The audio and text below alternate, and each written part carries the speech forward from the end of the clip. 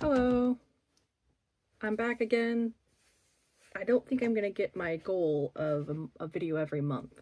That's what I was going for at the beginning of the year, but I think I've already failed anyway. I got my Hello Beautiful mug with a little beat on it.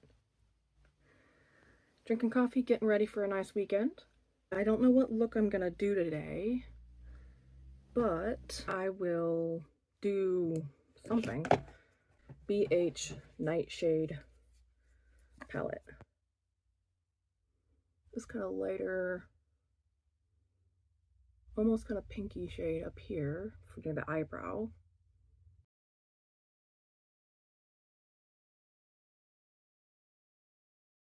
And I actually wanted to talk about something today because last weekend I watched a movie and oh boy, was I not impressed. It was really something. I watched The Substance, with Demi Moore, and wow, okay, so I wanted to see it because I heard it was good, and I've heard it's obviously critically acclaimed, and I think Demi Moore got her first Oscar nom from that, right? I was like, okay, cool. I like Demi Moore. I like sci-fi kind of thrilling kind of movies. All I want to do is be thrilled now. I think it's because I'm an old lady and I live just like a regular life, so I just want to be thrilled all the time when I go see a movie. I go see horror movies all the time because I just want to be thrilled. Everybody else was napping. I'm like, okay, I'm gonna watch The Substance. I actually really enjoy the first 2/3 of the film. Let me see if I can do this and talk. Testing my limits today. So I am gonna talk about it kind of like a movie review, but really it's just my thoughts and opinions, Well, I guess that's what a movie review is. I am gonna spoil things though, like big, big, big spoilers. So if you want to go see the movie, not have it spoiled, I think it's on Hulu. I think I watched it on Hulu. So if you want to see that and you don't want any spoilers, this is not the movie review and makeup video for you. The Substance. Now, if you don't know, it's a movie about this aging movie star played by Demi Lovato. Lord have mercy, I knew I was going to do that. Played by Demi Moore. She seems to be a little obsessed with how she looks, which I know is like a Hollywood thing, and it's just a human thing, I think, because we are so shallow as humans. We're obsessed with beauty, where looks are given way too much importance. But I get it, vanity, I get it. The opinions of other people matter to us. And especially this woman in the movie. What was her name? Oh my gosh, I completely forget her name. I'll just call her Demi Moore. So, she is... What happened? She gets in like a car accident? Because in the movie, she's turning 50, even though at the time of the movie being filmed, she was 59. I read the trivia after. I'm like, dang, she looks good. And so I was messaging my sister while I was watching it. Starting out, I'm like, oh, I like the vibe of this film and all that. And I said, Demi Moore is still hot. What the hell? And she's like, yeah, I know. I was watching it with her husband. She was watching it. And she's like, yeah. I had to keep reminding myself, like, oh yeah, we're supposed to pretend that Demi Moore isn't already hot. Valid. Okay, so this lady who's already gorgeous wants to look better. And I get it. I mean, I know it's a pressure for women to look youthful while men are allowed to age, right? I mean, there are, there's vanity for men too, of wanting to look younger and their best self, but I know the commentary here, of course, is on like females and then just like female celebrities in this case. She needs to go to the hospital for this car accident she got into. Oh, because her agent is dropping her. Her agent is hilariously played by Dennis Quaid, which I thought was a really good casting. He did a good job. I just thought it was casting because I think he's kind of... Is Dennis Quaid considered a hack now in Hollywood? I don't know. I thought he was, but I could be wrong. And he's like, yeah, we need somebody younger and hotter than you. So we're letting you go from your own fitness show. Even though you're like watching it at the beginning of the film and she has like the most gorgeous, perfect legs. Like, I'm like, yeah, okay. She's all sad about that. She gets in a car accident. She's at the hospital. You're very young and good-looking man stops her after her examination with the doctor, who doesn't really care about her being upset, and says, hey, he feels her spine, and says, I think you would be a good candidate for this procedure, or whatever he's calling it. She's like, what the hell? Okay, stop feeling my back, please. Does she get something in the mail? I think she might get something in the mail, or a phone call or something, and it tells her where to go to get the substance, right? She ends up going there, and it's weird because it doesn't really seem like a place where you would get anything. Like, there's a little door that you have to go under. It doesn't open all the way. When she gets back there in this dilapidated building area, it's like a very white, clean room with all these little boxes for her number. I think it's 308 or 305. And so she's like, okay, that's my box. She got a little card in the mail or whatever. She opens it, and it's the substance in there. And there's all these instructions of what to do. It's like all these different things. I think it's called the initializer. So she gets back to her very rich appointment because she's a celebrity. She opens it, she's looking at all this stuff. So you see all these instructions. And I have to say, the way they film this movie and like the production value, the cinematography is really good. So she steps down, she looks at herself, she's like, oh, I hate what I look like. She's in this giant like white bathroom. I think that bathroom's on the poster too. I was like, oh. She ends up injecting the initializer. Her back splits open on her spine, where the guy in the hospital was feeling. Oh, that's why he was feeling it. He's seeing if she has a good back. What ends up happening, and this is not what I was expecting to happen in this film, is an other person actually comes out of her back. Which, now I think of it, made the movie poster make a lot more sense. Because when I went into the film, I thought it was just going to be like making her youthful, right? Like the same person, but it's a whole new person. So this person comes out. She's also gorgeous. She's the young Demi Moore, played by Margaret Qualley, I believe her name is pronounced. There's this whole thing you do, this exchange of like blood or something. It's a back and forth. You have to do 1 week as Demi Moore, and then the next lady, she's called Sue. She ends up calling herself Sue. And so 1 week of Demi, 1 week of Sue. This goes on for a while. You have Sue's period of she goes back to the show as a young hot babe. She gets the show and is replacing Demi Moore, but they don't know that it's really just a young version of herself. You would think they would if she really is the young version of Demi. They'd be like, wow, you look like just like Demi Moore. But the issue is that these actresses actually look quite different from each other. So, whatever. And I couldn't figure out if we were supposed to like be like, oh, this is sort of a different person, but even though the person on the phone that Demi ends up calling is like, you are the same, remember you're the same person. You can't say she did anything, it's both of you. And so I'm like, okay, we're supposed to believe it's the same person. The problem is that my sister pointed out after I finished the film was she never quite believed they really were the same person, but it might be a directing problem. And I said it might have been intentional. Like, we're probably supposed to believe that like they're the same person and they're a little bit different, like unique individuals kind of thing. What ends up happening is you just see them going back and forth between Sue and Demi Moore. Oh, something that happens in this film is that Sue ends up building like a separate room, like right off her bathroom. And that was one of the harder aspects of the film for me to believe. Like, I can suspend my disbelief for sci-fi. Do I think that a body could come out of another body in the way that it did? And then Margaret Qualley sews up Demi Moore's back and she doesn't get an infection? Sure. But do I believe that she built an entire separate room off this giant bathroom by herself without having to get contractors in there? And they never noticed that there's the body of Demi Moore just hanging out somewhere in the apartment. I thought that the body stayed in the bathroom the whole time, actually, if I remember right. No, I don't believe that. That suspends my disbelief a little too much, but whatever. I went with it. I was like, okay, cool. This is happening. I can suspend my disbelief a little bit, even though I didn't really believe that part, but the way they filmed it and like the kind of montagey thing, it made it more believable. They end up keeping each other in that room off the bathroom to do the exchange of blood or fluids or whatever while they go back and forth each week. So somewhere in the film, Sue decides that she wants to hook up with a guy, which is fine, except I didn't understand the like importance of doing this and to the point of like taking extra time, which is a no-no because you have to respect the balance the guy on the phone says, or something bad's gonna happen. So what ends up happening is she takes extra time to have the sex with the guy, and Demi Moore, when she it's her week, she has like an old finger, and then she's mad. She calls the number and they're like, remember, it's you, it's not her, it's you, it's both of you, you're the same person, blah blah blah. But she doesn't stop the experiment because she's so obsessed with being beautiful and being the best version of herself. A relatable feeling for a lot of humans, and especially women under scrutiny of many people.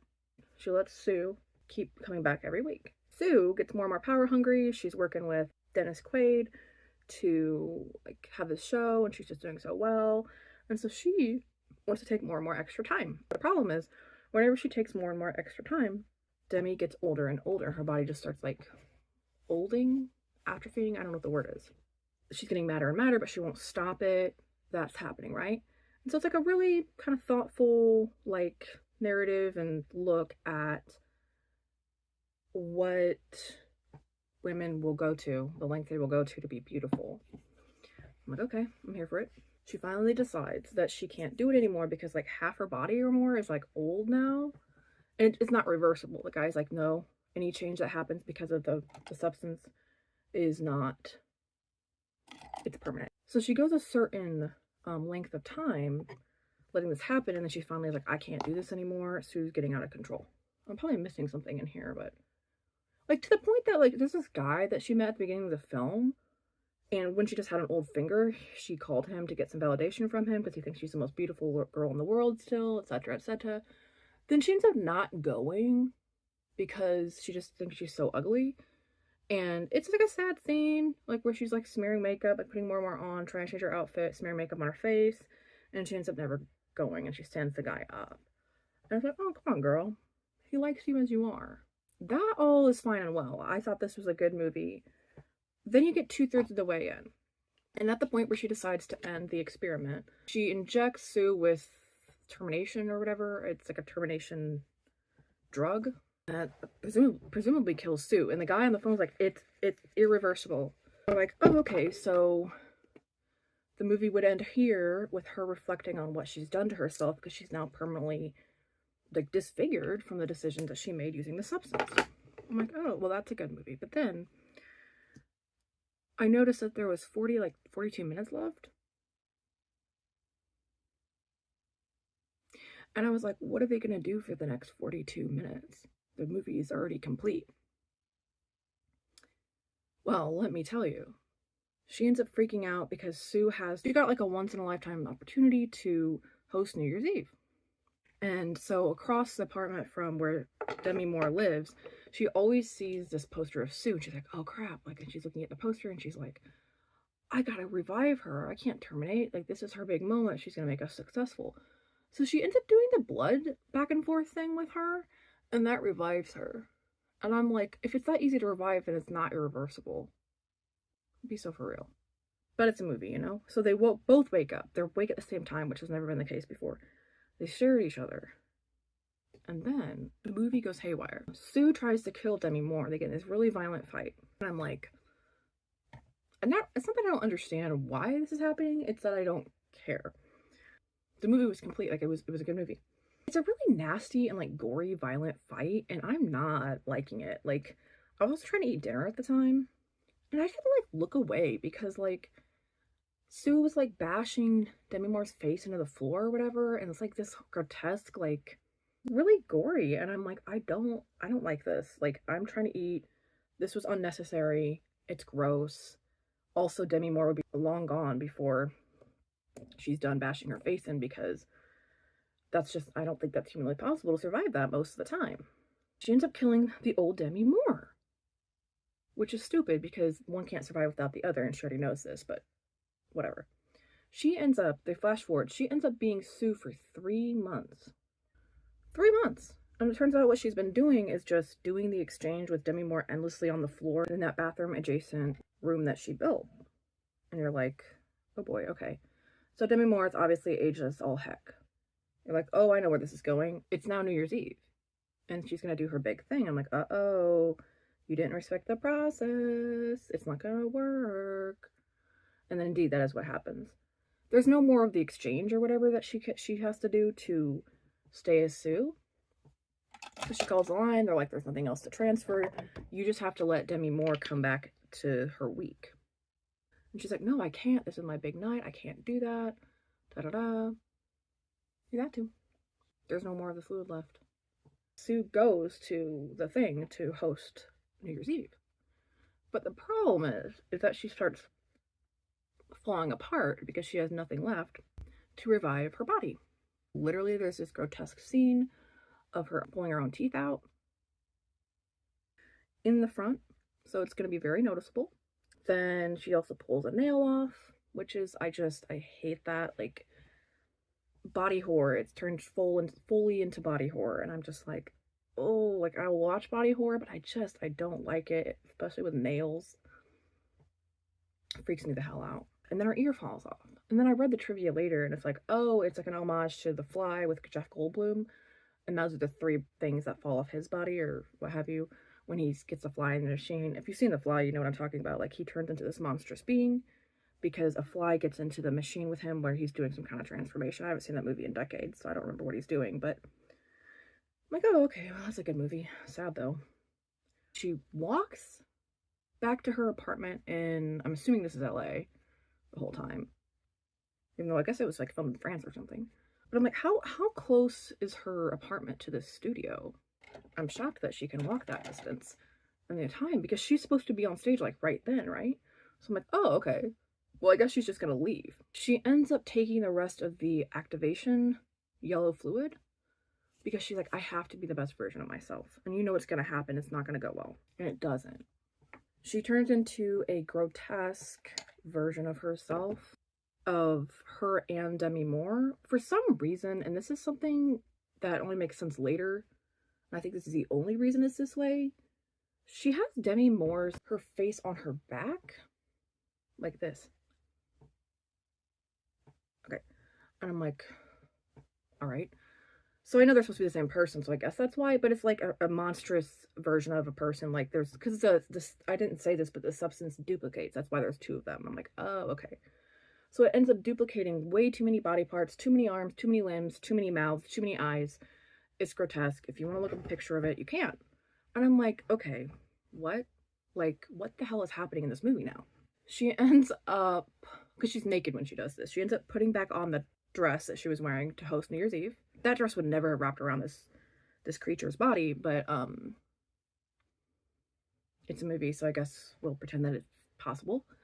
And she has like 1 strand of hair, and she like curls it, but it singes off, and it's supposed to be funny, like her trying to make herself beautiful, but it's like a monstrous head region. So by now I'm like, they must be well into the New Year's Eve show. She was supposed to be on stage, what, an hour and a half, 2 hours ago? Like, it makes it seem like a lot of time has passed, right? She had a poster of herself in her room from like when she was like young and beautiful, da da da. She ends up cutting that face out and putting it eye holes and then putting it over her face, so she looks like the original Demi Moore. And then she leaves the apartment and goes back to the show. You know, the show that was supposed to start an hour and a half ago. I think it was supposed to start at like 9 or something. You know how New Year's Eve shows go. I'm like, isn't she like really late? So she goes back, walking, because apparently the studio is very close to her apartment. And she goes in, and then she's having all these like visions of grandeur, like people loving her, wanting her there. Then you realize it's all in her head. These people aren't really there giving her, like, lauding her praise and stuff. You're like, oh, well, she's just envisioning things. Okay. So she goes in this hall that looks like it's from The Shining, which was intentional. And she goes on this stage, and this is something that really kind of confused me. The backup performers are also lined up waiting for her to join them. And I'm like confused, because I'm like, didn't the show start like 2 hours ago? Why would they all be lined up and ready for her to join now? But okay. So she goes on the stage with the mask thingy on, grotesque version of herself. And something that really, really, really pulled me out of this scene was all of that, but also the backup, every backup performer, all of their breasts are showing for a New Year's Eve show that's being televised. And I'm like, where would this be allowed on television? That I don't think that that's allowed. Like, I don't even understand what that was trying to symbolize by doing that, because it's just so out of the realm of reality. I mean, it's sci-fi, but that, and the thing that really got me too was there was children in the audience. So what? There's no way that they would be allowed to be bare-breasted with children in the audience and televised. But she's up there in the middle because that's where she's supposed to be. She starts talking, but it's like this really like gargly, like distorted voice. And people are just like, you know. And then the mask flutters off and they see her face. And this is when people freak out. Not before. And then it turns into, and I swear, I thought this movie was like turning into a parody of itself, because I'm like, the way that the directors, I think she's the director as well as the writer, like made this scene happen, it seemed like cartoonish. They're like, oh, she's a monster, she's, you know, this disgusting, kill her, burn her in a fire, like literally like those kind of phrases. And I'm like, not that people aren't mean to people that look different.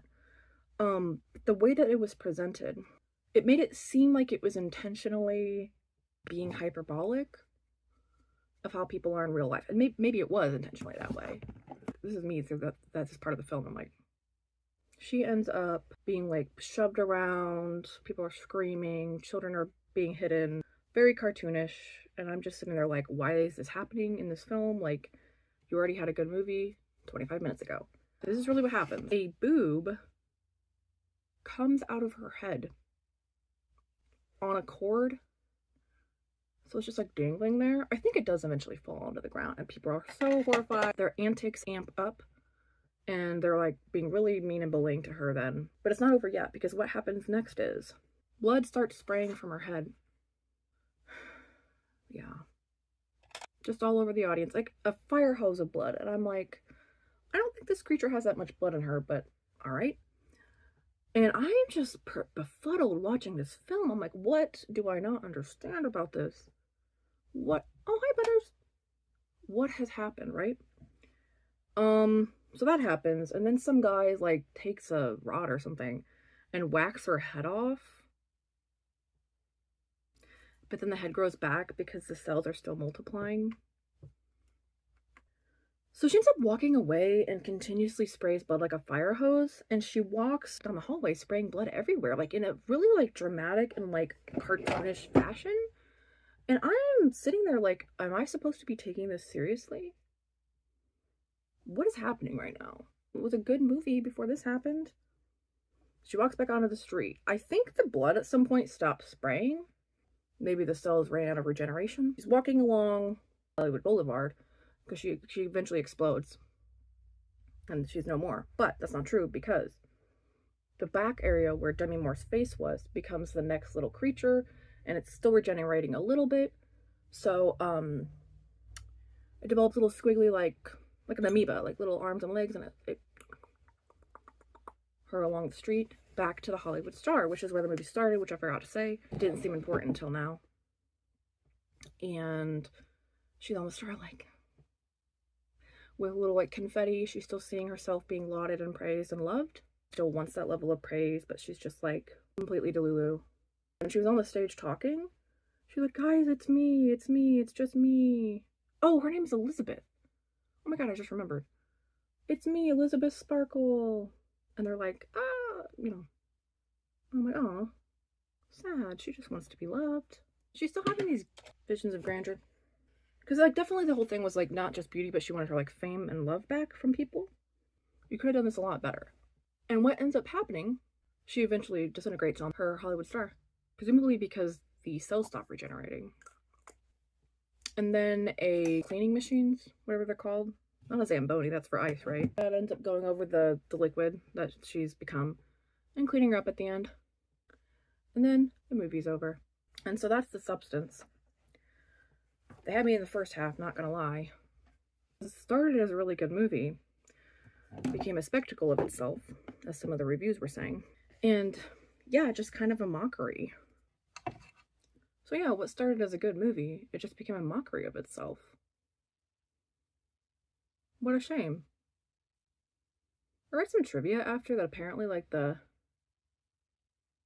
writer was, like, told, like, by some production companies that, like, they're not gonna, you know, release that film. You've got to take out the really gory ending, or, like, tone it down at least. And she said, no, I don't want to do that, because she wanted her whole script in there. And I'm like, what a shame. Like, you should have listened to these producers, because it would have been a way better film if you just cut that out. Before the ending of the film, I would have given it a 7 out of 10. After that, I gave it a 3 out of 10. I'm curious if anybody watching has seen this film and has a different thought than me on any part of it, but especially the ending. Like, is there an explanation that would help me understand why that ending was necessary, more about what it was trying to symbolize? Because I saw there was some trivia piece about the writer and what like spraying blood on the audience meant, and I just got like, I just was fed up. I didn't even read it. I mean, I'm generally curious about other people's opinions about this, and if I'm missing some really deep symbolism here, maybe the symbolism or the movie just isn't for me. Well, let me know down below what your thoughts and opinions are. I mean, feel free to like The Substance. If you like it, including the ending, please let me know why and like what I'm missing here. I hope you enjoyed this kind of little bit different of a video where I'm just like talking about a movie. Maybe it's less of a movie review and me just explaining the whole plot, but I did get my opinion a little bit in there. And I hope you guys have a good weekend, week, whatever you're doing, whenever you're watching. Maybe watch The Substance and tell me what you think, or avoid it because the ending is horrifying. I'm trying to think, do I need a highlighter or am I sparkly enough? I might do some highlighter. Maybe I'll use this highlight brush for a more densely highlighted area. Now I'm gonna look like I'm sweating. This is the look I'm going with. Want to see the outfit? It's not that exciting. Tights with different colors, little shape, purple shirt. Still haven't figured out a necklace. Maybe it'll be in the picture on the thumbnail. Yay, we did it! Makeup and movie review time. Okay. Well, I will see you guys next time. Bye.